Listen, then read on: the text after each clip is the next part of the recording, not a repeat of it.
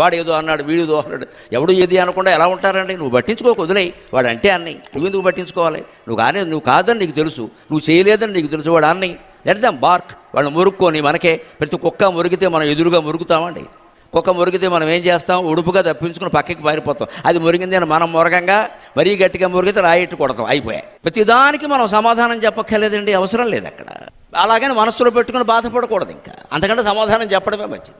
మనసులో పెట్టుకుని అసలే బాధపడడం చేయలేదు కదా, ఏదో అనుకుంటారు అనుకొని వాళ్ళు ఎవరైనా మనం పట్టించుకోవాలా? ఈ స్థితి రావాలంటే మట్టిలో ఆడాలి, బురద నీళ్లలో ఆడాలి. పూర్వం ఆడించేవారు, గేదె మీద ఈత కొట్టించేవాళ్ళు, వెళ్ళరా అని చెప్పేవాళ్ళు. నేరేడుకాయలు కొనమంటే కొనేవాళ్ళు కాదు, చెట్టెక్కి కోసుకో అనేవాళ్ళు. నేరేడు చెట్టెక్కి కోసుకునేవాళ్ళం ఆషాఢ మాసాల్లో.